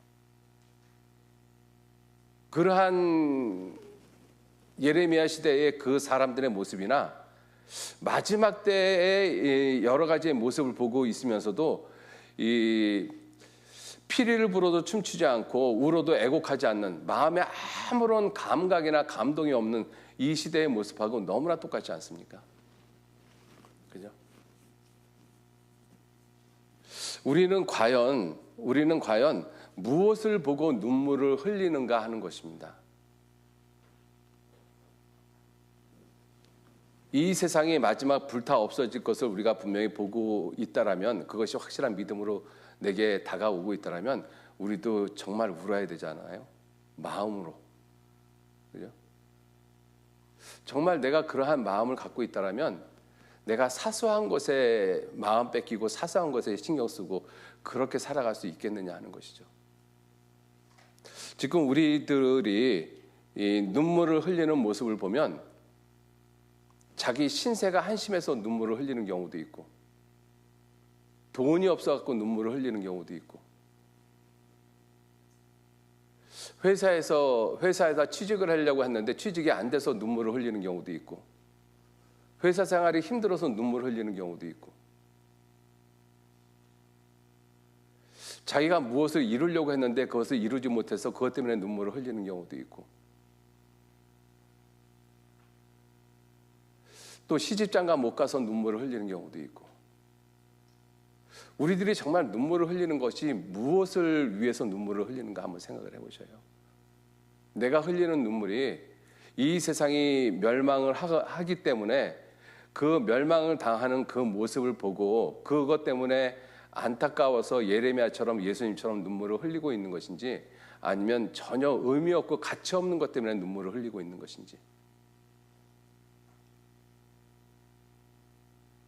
저는 오늘 예레미야를 갖다가 좀 자세하게 설명을 드리려고 하다가 그렇게 하기는 시간이 너무 부족해서 이렇게만 지금 말씀을 드립니다. 예레미야에 대해서만. 예레미야가 무엇 때문에 울었는지 한번 우리가 좀 생각해 보자는 것입니다. 제가 오늘 이러한 그 문자를 받았어요. 중학교 1학년 학생인데 저한테 이러한 문자를 보냈습니다. 제가 지금 읽어드릴게요. 중학교 1학년입니다. 중학교 1학년. 목사님 안녕하세요. 저 누구누구인데요. 오늘 제가 그리스도인이라고 하기에는 너무 큰 죄와 지속적으로도 죄를 계속 지었는데 제 영혼에 하나님께서 안 계신 것 같은데 너무 큰일이잖아요. 그래서 지금 엄마도 저랑 교제하시고 혼란스러워 하시는데 제가 죄에 대한 감각이 없이 계속 죄를 지으면 이거는 구원을 안 받은 거 아닌가요? 구원을 받았는데 생활만 변화가 안 되었다고 하기에는 제가 구원을 받고서도 계속해서 죄를 끊지 못하거든요. 지금 제 마음도 너무 힘들어서 목사님께 여쭤봤어요. 혹시 문자 가능하시면 냉철하게 말씀해 주세요.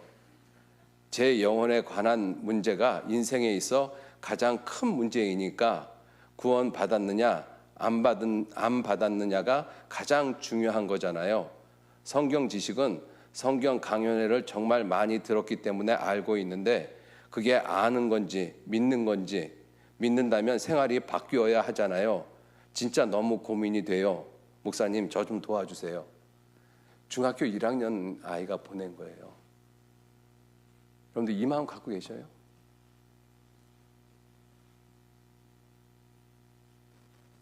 우리 한번 진짜 생각을 한번 해보셔야 돼요.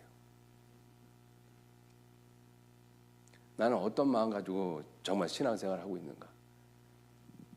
돈 몇 푼 때문에 쩔쩔쩔쩔 매면서 그것 좀 더 얻으려고 쩔쩔매면서 살아가고 있지 않나. 내가 지금 살아가고 있는 모습이 정말 주님의 복음을 위해서, 이뤄진 한 영혼을 위해서, 아니 자기 영혼에 대해서, 자기 구원에 대해서 정말 확실한지 아니한지 그거를 알아보기 위해서 눈물을 흘리는 그러한 모습이 우리에게 정말 있을까?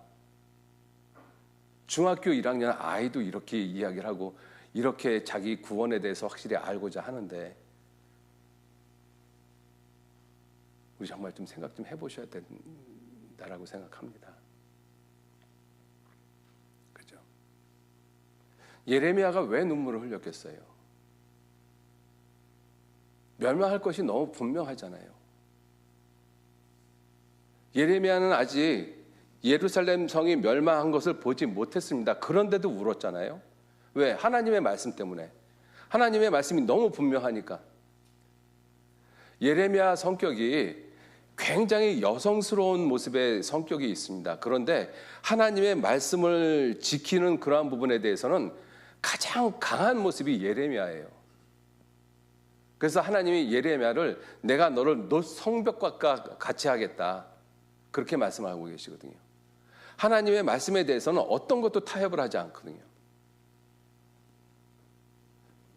작은 것에 세상이 멸망하고 나라가 멸망하고 민족들이 포로로 잡혀간다는 그러한 이야기를 들었을 때 울었던 예레미야는 하나님의 말씀에 대해서는 결코 타협하지 않았습니다.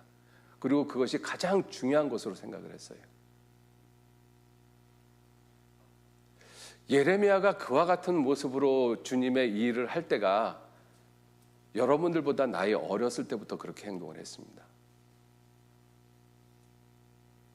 우리는 과연 이 세상이 마지막으로 달려가고 있다는 것을 성경을 통해서 수없이 듣고 배우고 말씀을 알고 있는데 우리는 과연 그러한 부분에 대해서 우리의 마음들은 어떠하냐 하는 것입니다. 어디에 우리가 마음을 쏟고 있고 어디에 우리의 마음이 진정으로 가 있는지 우리들이 정말 좀 한번 생각을 해 보셔야 됩니다. 그죠? 진정으로 우리도 정말 마음으로 눈물을 흘리면서 이 세상을 살아가야 되는 그러한 시기라고 생각합니다.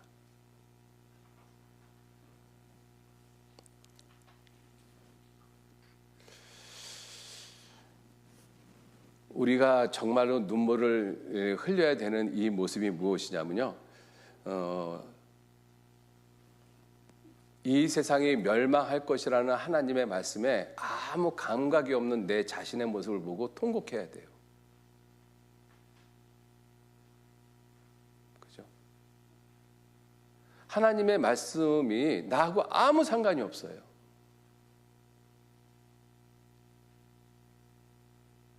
그런데 하나님의 말씀이 내게 지식이 되면 무슨 의미가 있습니까? 그죠? 그런데 하나님의 말씀이 지식이 되어진 사람들을 신학자라고 이야기를 해요. 신학자들은 굉장히 많은 성경의 지식을 가지고 있습니다. 근데 삶은 하나도 안 변하잖아요. 우리들이 정말 우리들 스스로도 그렇게 자부하고 있잖아요. 다른 교회 다니는 사람들보다 우리가 성경을 훨씬 많이 알고 있다. 우리가 그렇게 자부할 만큼 우리 정말 성경 많이 알고 있습니다. 그런데 그렇게 알고 있는 성경이 나를 어떻게 변화시키고 있느냐 하는 것입니다.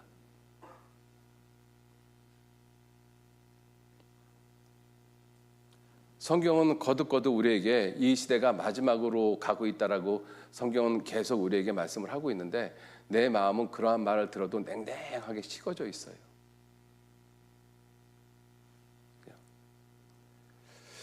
멸망이 다가오고 있는데 멸망이 다가오는 것을 보지 못하고 살아가고 있습니다. 예레미야는 멸망이 다가오는 것을 하나님의 말씀으로부터 듣고 그리고 그것을 실제로 봤잖아요. 아직 멸망하지 않았는데 멸망할 것을 봤지 않습니까? 그게 믿음이잖아요. 내가 식어져 있는 그 자신, 요한계시록 3장 15절 말씀에 라오디게아 교회의 모습입니다. 내가 내 행위를 아노니 내가 차지도 아니하고 더없지도 아니하도다. 내가 차든지 더없든지 하기를 원하노라. 차지도 않고 더없지도 아니하고 미지근한 신앙. 이것도 아니고 저것도 아니고 희지도 않고 검지도 않은 회색지대의 모습. 그죠? 우리가 살아가고 있는 이 시대의 모습이 회색지대의 모습이거든요. 여러분들 예수님만큼 얼굴이 두 개의 모습이 분명하신 분이 없어요. 예수님은 성경에서 뭐라고 말씀하시는가 하면 산돌이다, 시험한 돌이다, 견고한 기초속이다, 모퉁이 돌이다, 피할 바위시다. 이러한 모습으로 예수님에 대해서 말씀을 하고 있잖아요. 그런데 또 한편에서는 거치는 돌이 되고 부딪히는 돌이 된다라고 말씀하고 계셔요. 예수님은 한 분인데 이 사람에게는 피할 바위가 되고 저 사람에게는 거치는 반석이 되고 부딪히는 돌이 되시는 분이 예수님이셔요. 예수님은 중간의 모습을 갖고 계시지 않습니다. 예레미야 모습이 그렇잖아요. 예레미야 모습이. 그런데 마지막 시대의 라오디게아의 모습을 보면 그렇게 분명한 두 얼굴이 없어요. 이게 합성이 돼서 오버랩되어진 모습, 희지도 않고 검지도 않은 회색지대의 모습을 가지고 살아가고 있습니다. 차지도 않고 더없지도 않고. 그러한 신앙이 되어지니까 하나님이 우리가 살고 있는 이 시대가 종말로 달려가고 있다라고 할지라도 내 마음 가운데서는 아무 생각도 없어요. 그냥 돈 몇 푼 더 버는 것만 마음속에 가득 있고 돈 몇 푼 더 벌지 못하면 그것 때문에 짜증내고 원망하고 불평하고 투정하고 그리고 마음대로 살아가고.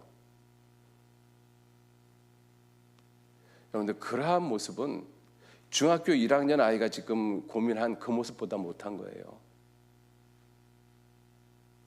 이 중학교 1학년 아이는 그것 때문에 지금 고민이 돼서 울면서 지금 이 문자 보낸 거잖아요.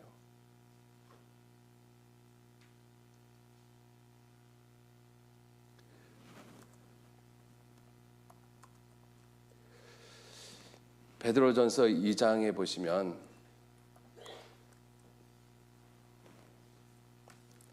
베드로전서 2장의 4절 말씀에 사람에게는 버림바가 되었으나 하나님께는 택하심을 입은 보배로운 산돌이신 예수님. 예수님은 사람에게는 버림바 되었어요. 그런데 하나님께는 택하심을 입은 보배로운 산돌이십니다. 그래서 너희도 산돌같이 신령한 집으로 세워지고 예수 그리스도로 말미암아 하나님이 기쁘게 받으실 신령한 제사를 드릴 거룩한 제사장이 되라. 경에 기록하였을 때 보라 내가 택한 보배롭고 요긴한 모퉁이 돌을 시온에 두노니 저를 믿는 자는 부끄러움을 당치 아니하리라 하였으니 그러므로 믿는 너희에게는 보배이나 믿지 아니하는 자에게는 건축자들의 버린 그 돌이 모퉁이의 머릿돌이 되고 또 부딪히는 돌과 거치는 반석이 되었다. 예수님의 두 가지 모습이 너무나 분명하잖아요. 한쪽에서는 피할 바위가 되고 한쪽 사람에게는 거치는 반석, 부딪히는 돌이 되어집니다. 여러분들 우리도 세상에서 그래야 되잖아요. 고린도후서 2장에도 우리에게 대해서 말씀하시기를 이 사람에게는 조차 생명으로 생명에 이르는 냄새고 저 사람에게는 사망으로 조차 사망에 이르는 냄새고 그게 그리스도인의 모습이지 않습니까? 아주 분명한 것. 미지근한 모습, 이 회색지대의 모습이 아니라 예레미야 선지자는 그렇게 살았거든요.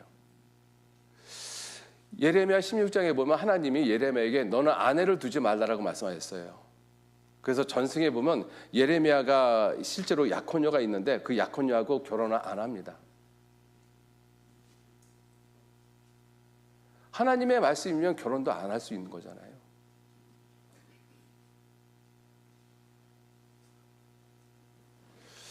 우리가 마지막 때를 살아가면서 이와 같은 예레미야의 모습을 좀 본받을 필요성이 분명히 있습니다.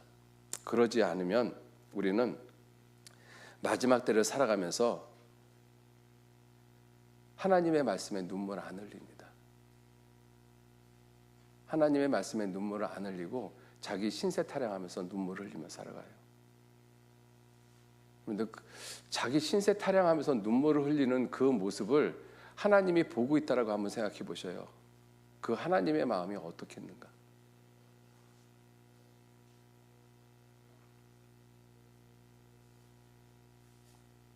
여러분들 신앙생활을 하는 것은 전 이제 와서야 그걸 조금 느낍니다. 신앙생활을 한다는 것이 이것이 성경을 많이 알고 많이 암송하고 이런 것이 아니고 실제로 말씀 한 말씀이라도 내 삶 가운데서 그 말씀이 이루어져야 되는 거예요.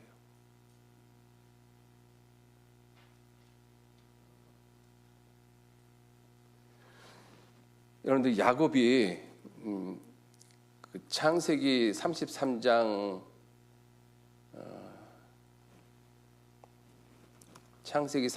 끝절 말씀이 창세기 33장 끝절이 몇 절일까 모르겠네요. 생각이 안 나는데. 33장에 보면 33장 20절에 이 창세기 33장은 야곱하고 에서하고 극적으로 화해하는 장면이지 않습니까? 20년 만에 만났는데 형 에서가 야곱을 죽이려고 400명을 데리고 왔을 때 하나님께서 놀랍게 에서의 마음을 갖다가 바꿔주시고 그래서 야곱하고 에서하고 놀랍게 화해를 합니다.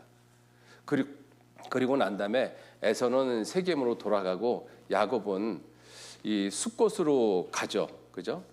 여기 보시면 이날에 에서는 세일로 회정하고 야곱은 숫곳에 이르러 자기를 위하여 집을 짓고 짐승을 위하여 우리간을 지은 고로 그 땅 이름을 숫곳이라 부르더라. 야곱이 밧단 아람에서 평안히 가나안 땅 세겜성에 이르러 성 앞에 그 장막을 치고 그 장막 친 밭을 세겜의 아비 하몰의 아들들의 손에서 은 100개로 사고 거기 단을 쌓고 그 이름을 엘 엘로헤 이스라엘이라 하였더라. 엘 엘로헤 이스라엘은 하나님 이스라엘의 하나님이란 뜻이거든요. 하나님 이스라엘의 하나님. 이스라엘이 무슨 뜻이에요? 하나님과 겨루어서 이겼다라는 뜻이잖아요. 그럼 이스라엘을 하나님과 겨루어서 이겼다라는 뜻으로 바꾸면 하나님과 겨루어서 이긴 자의 하나님이라는 뜻이잖아요. 엘로헤 이스라엘이. 그죠? 하나님과 겨루어서 이겨서 결국은 뭘 받았어요? 축복받은 거잖아요. 그럼 이 말씀을 하나님께 축복받은 사람의 하나님이라는 뜻이잖아요. 엘로헤 이스라엘이라는 뜻이 그런 뜻입니다. 하나님과 겨루어서 이긴 자의 하나님, 하나님으로부터 축복받는 자의 하나님이라는 뜻이거든요. 그런데 창세기 34장을 보면 하나님께 축복받은 자의 하나님이 아니에요. 그 딸 디나가 세겜 족속의 여인들을 보러 갔다가 결국은 강간을 당하고, 그것 때문에 시므온과 레위가 이 하나님의 가장 소중한 거룩한 언약인 할례의 언약을 무기로 삼아서 결국은 세겜 족속 남자들을 다 죽여버리잖아요. 그게 엘로헤 이스라엘입니까? 왜 이 야곱이 이와 같이 그 하나님 앞에 축복받은 모습이 아니라 저주받은 모습이 됐는가 하면, 잘못된 곳에서 단을 싸서 그래요. 거기 단을 쌓고, 거기가 어디냐면 세겜이거든요. 하나님이 세겜에서 단을 쌓으라고 말씀 안 했습니다. 야곱이 세겜에서 단을 쌓겠다라고 이야기 안 했어요. 창세기 28장에 베델에서 단을 쌓겠다라고 말씀하셨거든요. 베델에 가서 거기서 단을 쌓고 거기서 엘로헤 이스라엘이라 해야 되는 것이 옳은데, 하나님하고 전혀 상관없는 곳에서 단을 쌓고 자기 나름대로 자기 만족에 취해 있던 거예요. 아직 이렇게 엘로헤 이스라엘이라고 했었을 때 하나님이 아직 야곱의 이름을 이스라엘이라고 불러주지 않았습니다. 야곱의 이름을 이스라엘로 부른 때는 창세기 35장 엘베델 사건 이후에 하나님이 야곱을 이스라엘로 부르십니다. 그 전에는 네가 이스라엘로 불리울 것이다라고 예언적인 말씀을 하셨죠.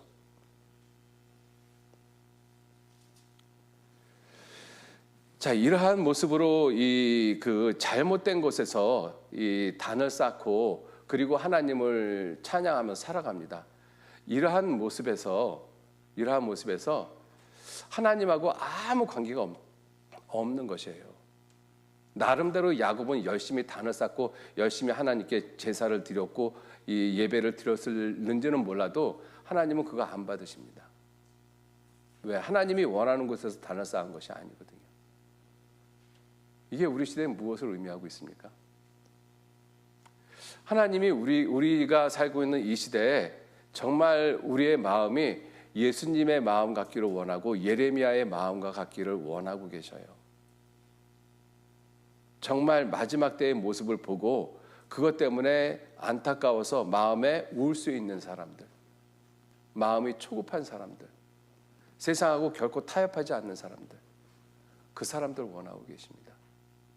예레미야와 같은 사람들 원하고 계셔요. 우리들이 이러한 예레미야의 모습을 보면서 나는 과연 정말로 하나님 앞에 울면서 살아가고 있는지 한번 생각해 보셔요. 그리고 무엇 때문에 울고 있는지, 하나님 말씀 때문에 우는지 아니면 내 신세 때문에 울고 있는지 정말로 생각해 보셨으면 좋겠습니다. 그래서 구원받은 이후에 우리의 신앙생활의 모습이 그냥 성경 말씀을 암송하고 또 교회에 왔다 갔다 하는 그러한 종교생활이 아니거든요. 단 하나의 말씀만이라도 내 삶 가운데 이루는 것, 그것이 가장 중요합니다. 여러분들, 하나님이 야곱을 왜 야곱의 하나님이라고 했겠어요? 야곱의 다른 모습은 하나님 보시기에 합당한 모습이 없어요. 사실은 인간적인 모습으로 봤을 때는 야곱보다 에서가 훨씬 더 인간적으로 훌륭합니다. 그런데 왜 하나님이 에서의 하나님이라고 안 하고 야곱의 하나님이라고 하셨겠어요? 야곱이 다른 것은 잘못한 모습이 많을지라도 하나님 보시기에 딱 하나 합당한 것이 딱 한 가지 있었어요. 하나님의 축복은 어떻게 해서든지 받아야 되겠다. 그거 하나 가지고 살았습니다. 하나 가지고. 여러분들, 지금 우리가 구원을 받고 저를 비롯해서 우리 모두가 다 정말 하나님 말씀 하나 가지고 하나 붙잡고 삽니까? 그 말씀만큼은 내 삶 가운데서 정말 이루어야 되겠다. 그 말씀이 내 삶에 이루어지지 않으면 내가 정말 밤새도록 통곡하고 우는 그러한 모습이 정말 있습니까? 우리 청년 때의 모습이 어떠한 모습이냐면, 청년들이 혈기가 왕성하잖아요. 그죠? 지적인 능력도 굉장히 크고 열망도 있고. 그런데 청년들의 아쉽고 이 단점이 뭐냐면 기다림이 없다라는 거예요. 기다림이. 오늘 내가 하나님께 구했으면 내일 하나님이 그걸 주기를 원합니다. 우리들은. 그래서 내일 그 일이 이루어지지 않으면 우리는 쉽게 내가 계획한 것을 하나님께 기도한 것을 포기해버려요. 그리고 내 마음대로 살거든요. 그리고 어떻게 생각하는가 하면 나는 이렇게 하나님께 구했는데 왜 하나님은 나한테 그렇게 안 하시지? 사람이 자기 길을 굽게 하고 마음으로 여호와를 원망하느니라. 여러분들 하나님께서 예수님을 통해서 일을 하는 모습이 어떠한 모습으로 일을 하시는가 하면 하나님의 영광을 위해서 일을 하십니다. 예수님이 이 세상에 왜 오셨어요? 하나님의 영광 때문에 오셨습니다. 왜? 하나님의 영광을 사람이 빼앗겨 버렸거든요. 영광을 위해서 지음을 받은 것이 사람이지 않습니까? 이사야 43장 7절 말씀에 내가 내 영광을 위하여 창조한 자를 오게 하라. 그들을 내가 지었고 만들었느니라. 그런데 선악과 시험에서 아담이 그 영광을 다 빼앗겨 버렸어요. 그 빼앗긴 영광을 도로 찾으러 오신 분이 예수님이셔요. 그래서 예수님이 요한복음 17장 4절 말씀에 아버지께서 내게 하라고 주신 일을 내가 이루어 아버지를 세상에서 영화롭게 하였습니다. 그래서 요한복음 19장 30절 말씀에 예수님이 십자가에 돌아가시면서 다 이루었다. 하나님의 영광을 찾는 일을 다 이루었다라는 것입니다. 가장 중요한 내용이잖아요. 그래서 예수님께서는 일을 하시는 그 중심이 하나님의 영광이 포인트입니다. 하나님의 영광이 포인트예요. 요한복음 14장 13절 말씀에 보시면 요한복음 14장 13절 말씀에 예수님께서 이렇게 말씀을 하셔요. 이 말씀을 잘 보시면 너희가 내 이름으로 무엇을 구하든지 내가 시행하리니 이는 아버지로 하여금 아들을 인하여 영광을 얻으시게 하려 함이라. 우리가 기도할 때 마지막에 예수님의 이름으로 기도합니다. 이렇게 합니다. 왜냐하면 이 약속 때문에 그래요. 너희가 무엇을 구하든지 내가 시행하겠다. 무엇을 구하든지. 그래서 우리가 기도를 하고 예수님의 이름으로 기도합니다. 이렇게 하거든요. 그런데 우리가 예수님의 이름으로 무엇을 구하든지 예수님이 시행하는 이유가 뭐냐 하는 거예요. 이유가. 내가 기도했기 때문에 예수님이 들어주는 것이 아니에요. 내가 기도했기 때문에 예수님이 들어주는 것이 아니라 그렇게 예수님이 내 기도를 갖다가 시행하는 이유는, 들어주시는 이유는 아버지로 하여금 아들을 인하여 영광을 얻으시게 하려 함이라. 이것 때문에 내 기도를 들어주시는 거예요. 내가 기도했기 때문에 내 기도를 들어주시는 것이 아니라 내가 한 기도의 내용이 아버지의 영광을 위하는 일이기 때문에 그 기도를 들어주신다는 것입니다. 그래서 내가 기도하는 시간하고 예수님이 내 기도를 들어주는 시간대가 다를 수밖에 없어요. 나는 오늘 기도하고 내일 그 기도가 응답되길 바라지만 하나님께서는 내일 하나님의 영광이 나타나는 일이 아니면 내일 그 일을 안 들어주십니다. 하나님의 영광이 나타날 때 그 일을 하시거든요. 우리가 그것을 쉽게 요한복음 11장에 나사로가 죽었다라는 연락을 마르다가 예수님에게 했습니다. 요한복음 11장에 보시면 어떤 병든 자가 있으니 이는 마리아와 그 형제 마르다의 촌 베다니에 사는 나사로라. 이 마리아는 향유를 주께 붓고 머리털로 주의 발을 씻기던 자여 병든 나사로는 그의 오라비더라. 이에 그 누이들이 예수께 사람을 보내어 가로되 주여 보시옵소서 사랑하시는 자가 병들었습니다. 주님 빨리 와서 고쳐주십시오. 이 마르다하고 예수님이 계신 거리는 이 0.5마일이면 이 심리가 채 안 됩니다. 5리 정도밖에는 안 돼요. 그러면 걸어서 30분이면 올 수 있는 거리거든요. 30분이면 올 수 있는 거리인데 예수님은 안 가셨어요. 그리고 나사로 죽었습니다. 그리고 무덤에 묻혔어요. 그리고 냄새가 나는 사흘째 예수님이 찾아갔습니다. 그때 마르다가 예수님을 만나면서 예수님 왜 이제 오셨어요? 예수님께서 이 죽은 자를 어디 두었느냐? 굴을 보여주니까 무덤을 보여주니까 무덤 문을 옮겨 놓으라고 이야기를 하지 않습니까? 그때 예수님이 무덤 문을 옮겨 놓으라 그러니까 마르다가 하는 말이 이런 식으로 이야기를 한 것입니다. 예수님, 제가 한 이야기 이해를 못 하셨나 본데 내 오라비 죽어서 나흘이 돼서 지금 냄새가 납니다. 아무리 주님이 살아서 많은 이적을 행했다 할지라도 죽어서 냄새 나는 사람에게 더 이상 뭘 할 수 있겠습니까? 이제 그만하시고 돌아가셔도 돼요. 그런 의미를 가지고 이야기를 한 거예요. 그때 예수님이 뭐라고 말씀하셨어요? 너희가 내 말을 들으면 하나님의 영광을 보리라 하지 아니하였느냐? 예수님은 초점이 계속 영광이에요. 하나님의 영광, 하나님의 영광. 그래서 결국은 죽은 지 나흘 된 냄새나는 나사로를 예수님이 살리셨습니다. 거기서 병든 사람을 살리는 하나님의 영광하고 죽어서 냄새가 나는 나사로를 살리는 영광하고 어느 쪽 편이 하나님의 영광이 더 크게 나타납니까? 죽은 지 나흘 된 나사로를 살리는 영광이 훨씬 더 크게 나타나요. 그러니까 주님 그 일을 하시는 거예요. 그때. 그죠? 근데 우리들은 그걸 모르잖아요. 내가 원하는 때 주님의 일해 주시기를 원하시거든요. 그 기다림이 없는 거예요. 특히 우리 청년들한테는 그 기다림이 없어요. 오늘 기도하고 내일 이루어지길 원하고 오늘 계획하고 내일 그 일이 이루어지길 원하고 그리고 그 일이 이루어지지 않으면 금세 내 생각대로 다른 일을 해버립니다.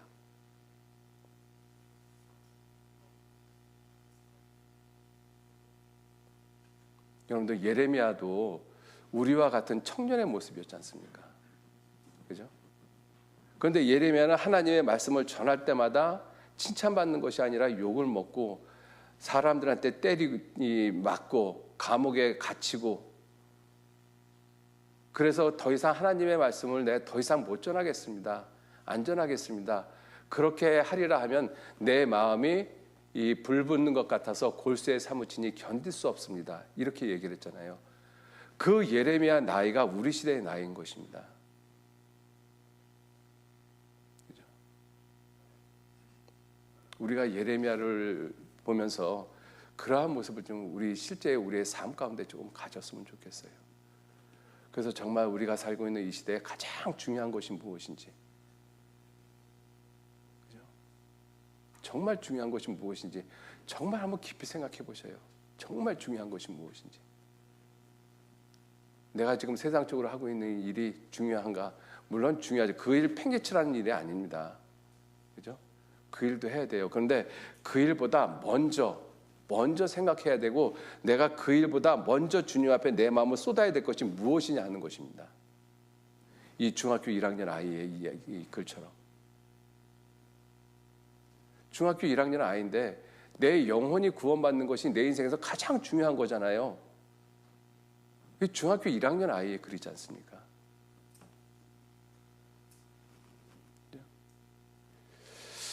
우리들이 그러한 마음을 가지고 예레미야의 마음을 가지고 우리도 좀 통곡하는 사람이 됐으면 좋겠습니다.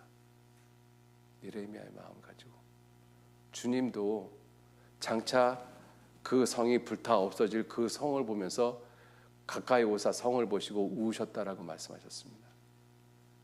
우리 시대는 하나님의 말씀 때문에 우는 사람들이 별로 없어요. 세상 것들 때문에 자신의 신세 때문에 울고 있지 하나님의 말씀 때문에 우는 사람들이 차츰차츰 사라져가고 있는 시대인 것입니다. 그러한 시대에 예레미야와 같은 사람들이 우리들 가운데서 단 한 명만이라도 나타났으면 좋겠어요. 많이도 말고 단 한 명만이라도 정말로. 기도하시겠습니다. 하나님, 귀한 은혜와 사랑에 진심으로 감사를 드립니다. 우리가 살아가는 이 시대가 어떠한 시대인지 말씀을 통해서 분명히 깨닫도록 도와주시고 우리에게도 예레미야와 같은 그러한 마음을 갖고 하나님의 말씀 때문에 통곡하고 울 수 있는 그러한 마음을 가질 수 있도록 하나님 도와주시고 인도해 주옵소서. 세상 헛된 것들, 의미 없는 것들, 죄악된 것들 가운데 우리의 마음과 생각 빼앗기지 아니하도록 주님 정말 도와주시고 인도해 주옵소서. 오직 주님의 영광을 위해서 우리의 남은 삶 살아가도록 우리 한 사람 한 사람 일깨워 주시고 인도해 주옵소서. 우리의 나머지 모든 삶도 오직 선하신 주님의 손에만 의지하고 부탁드립니다. 끝까지 함께 하시고 도와주옵소서. 감사드리면서 우리를 사랑하시고 세상 끝날까지 지켜주시는 예수님 이름으로 기도 올렸습니다. 아멘. 예, 수고 많으셨습니다.